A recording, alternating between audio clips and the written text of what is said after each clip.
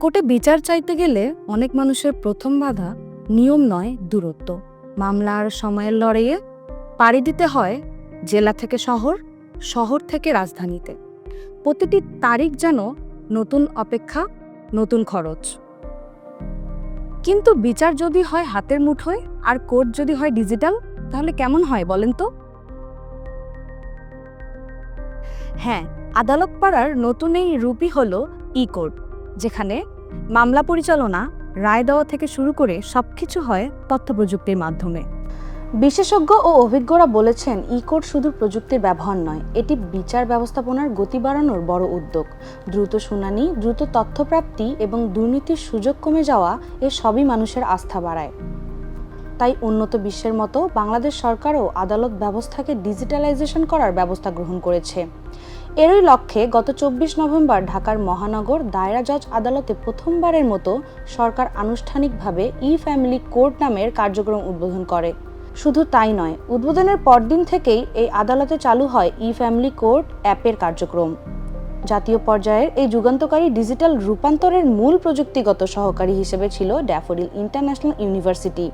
দেশের প্রথম পূর্ণাঙ্গ ডিজিটাল কোর্ট ম্যানেজমেন্ট ও কেস অটোমেশন সলিউশন তৈরি করে দিয়েছে এই বেসরকারি বিশ্ববিদ্যালয়। উদ্বোধনে উপস্থিত ছিলেন প্রফেসর ডক্টর আসিফ নজরুল, আইন, বিচার ও সংসদ বিষয়ক মন্ত্রণালয়ের উপদেষ্টা।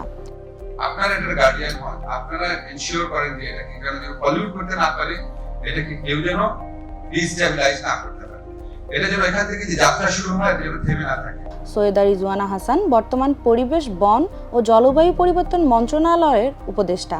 ধরেন আগামী 2-3 বছরের মধ্যে রেপ্লিকেট করে ফেলতে পারি, এটা একটা আসলে বিপ্লব করে দেবে। আমার জন্য এটা আরো বেশি আনন্দের, কারণ এটা পেপারলেস হবে। এবং জনাব ফয়েজ আহমেদ তৈয়ব, মাননীয় প্রধান উপদেষ্টার বিশেষ সহকারী। প্রথমেই ড্যাফোডিল ইউনিভার্সিটিকে ধন্যবাদ জানাই এবং এই ধরনের একটা সফটওয়্যার ভিত্তিক সলিউশন বের করে দেওয়ার জন্য। ডক্টর মোহাম্মদ সবুর খান, প্রতিষ্ঠাতা ও চেয়ারম্যান ড্যাফোডিল ইন্টারন্যাশনাল ইউনিভার্সিটি। আপনারা যদি আজকে থেকে অ্যাটলিস্ট আপনাদের মাইন্ডসেটটা পরিবর্তন করেন, যেটা আমি মাননীয় উপদেষ্টাকে ধন্যবাদ জানাই যে যখন ওনার সাথে এই প্রপোজালটা নিয়ে আলোচনা করার সাথে সাথে উনি অ্যাকসেপ্ট করলেন এবং দ্রুততার সাথে ইমপ্লিমেন্ট করলেন, এবং বিচার বিভাগের সাথে, বিশেষ করে আইন মন্ত্রণালয়ের সাথে যারা সম্পৃক্ত তারা সবাই কিন্তু খুব পজিটিভলি ব্যাপারটা নেওয়ার কারণে আমার কাছে মনে হয় if I am not wrong around 3 to 4 মান্থে কিন্তু ইমপ্লিমেন্ট করা সম্ভব হয়েছে।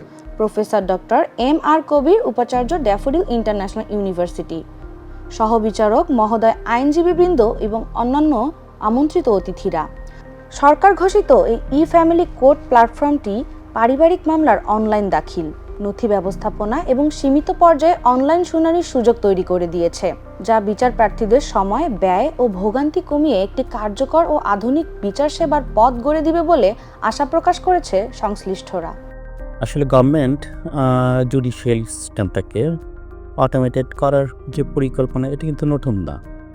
এটা আসলে অনেক দিন ধরেই আসলে গভর্নমেন্ট চেষ্টা করে যাচ্ছে। কারণ আমাদের দেশের বিচার ব্যবস্থা যে দীর্ঘমেয়াদী, দীর্ঘ সূত্রতা যেটাকে বলে, আসলে এটা একটা বড় একটা প্রবলেম। এর একটা কারণ হলে গিয়ে আমাদের যেমন বিচারকের সংখ্যা, আর সেই অনুপাতে আমাদের যে নাম্বার অফ বিচার প্রার্থী অনেক বেশি, এই রেশিওটা অনেক বেশি। আর এই কারণে যেটা হচ্ছে, যে কোনো বিচার যখন কেউ চাইতে চায়, দেখা যায় একটা লম্বা সময় নেয়, এবং এর মধ্যে যে প্রসিডিউরগুলো আছে সেই প্রসিডিউরগুলো বেশি কমপ্লিকেটেড, এবং এখানে আসলে বহুবার যেতে হয়। এখানে যেহেতু বিচারকের সংখ্যা কম, সেহেতু ডেটগুলো আমাদের বেশ দূরে দূরে পড়ে।